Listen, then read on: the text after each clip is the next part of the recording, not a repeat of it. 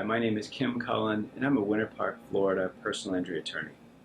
There's been a lot of news lately about these new ride service companies that sort of work off of internet sites or smartphone apps. A couple of them are called Uber or Lyft, and I think there are a couple of other ones.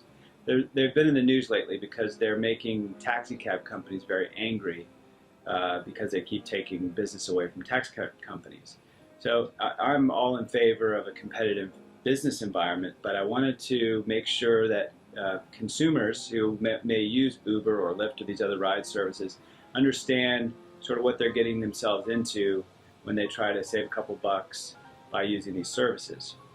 First of all, unlike the taxi cab industry, Uber and Lyft are completely unregulated at the moment. So there's no limitations or no requirements for the kind of drivers that they might choose to use. That nobody's checking driving records and nobody's making sure that these people are professionally trained or have commercial driver's license or anything like that.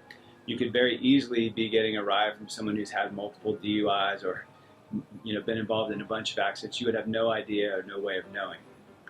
Secondly, and probably most importantly for me as a personal injury attorney, is the fact that when you get into a car with an Uber driver or a Lyft driver, there's no guarantee that that person has insurance that's going to cover you if they make a mistake on the roadway and end up injuring you as a passenger somehow.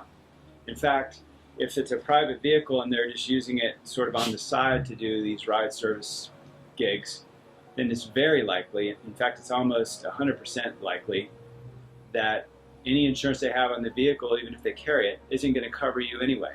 Most residential or personal automobile insurance policies exclude any injuries that are caused by some sort of commercial venture. So in other words, if they're charging you money to give you a ride, there's not going to be any coverage available. So if this person that's giving you a ride runs a red light, you get hit, or runs into a telephone pole and somehow you get injured, it's very likely that there isn't going to be any coverage for you there. So if you want to save a couple bucks, that's great, but you need to know that if something bad happens, you may not be covered at all.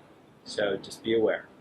If you have any questions about these ride services or how the automobile insurance part of it works, please call me or my law partner, Robert Hemphill, at 407-254-4901, or visit our website at www.cullen-hemphill.com.